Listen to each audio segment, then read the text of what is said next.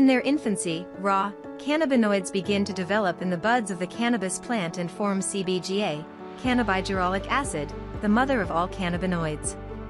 As the buds begin to mature, a process called enzymatic conversion begins and the phytocannabinoid can evolve into CBG, THCA, CBDA, or CBCA. Cannabinoids in their raw state are non-psychoactive.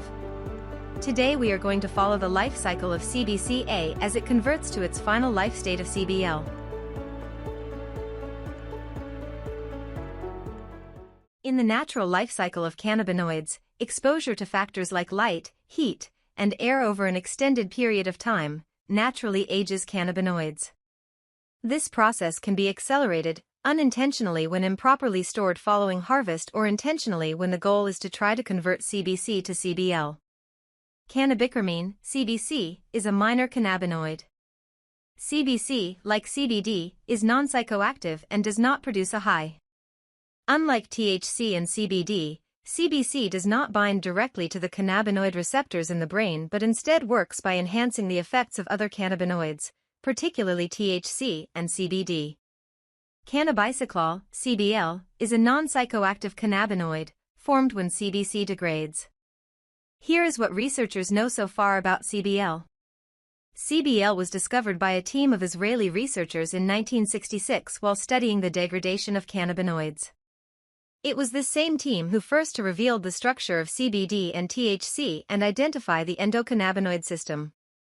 Ancient CBL?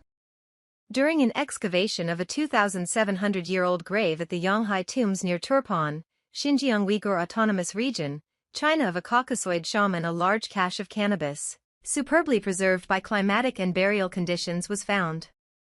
Analysis of the herbal cache revealed it still contained tetrahydrocannabinol, THC, cannabinol, CBN, and cannabicyclol, CBL. The cannabis was presumably used by this culture for medicinal or psychoactive purposes, or an aid to divination. To date, this is the oldest stash ever found. Advancements in extraction techniques will make studying CBL more viable in the future. Which is why we have chosen to include CBL in our cannabinoid series, as we expect to see more of it on the market in the coming years. There are few studies researching the effects of CBL in humans. Structurally, CBL is similar to CBN but lacks the double bond structure that gives CBN slightly sedative, psychoactive effects. CBN is the degraded form of THC. Like its predegradation form, CBC, there is no evidence to suggest that CBL interacts with cannabinoid receptors, CB1, or CB2.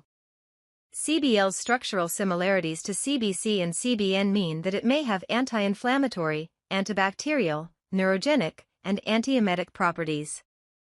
It may exert therapeutic effects via interaction with other cannabinoids and terpenes in cannabis. CBC inhibits anandamide uptake, meaning more is available in the brain and bloodstream. This increase in anandamide levels can boost mood and help manage chronic pain. Preliminary findings in current research show CBL may possess anti-inflammatory properties. Insights from chemical experimentation indicate that CBL might possess antioxidant properties.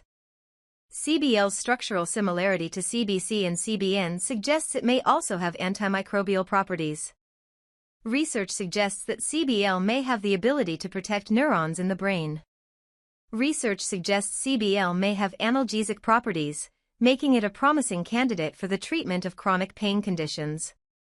Studies have shown that CBL can induce apoptosis in human leukemia cells and suppress angiogenesis, which is formation of new blood vessels crucial for tumor growth, highlighting its potential as a valuable therapeutic agent. Further research is needed to validate these observations.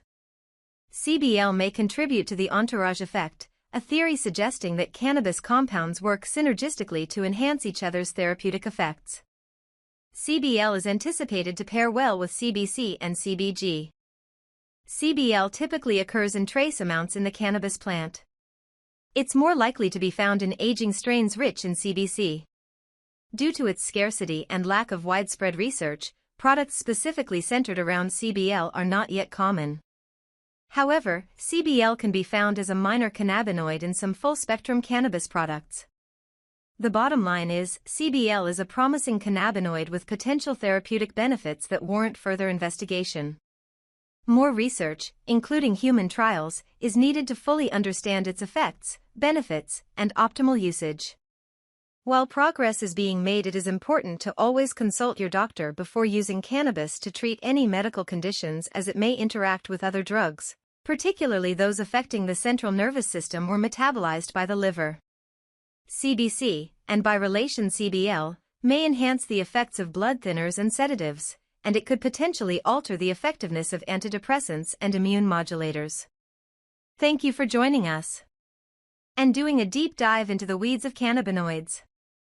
If this is your first video in this series, we invite you to visit our cannabinoid playlist that we will link to at the end of this video. We are following up this video with a deeper dive into what minor cannabinoids are, and a conversation about synthetic cannabinoids.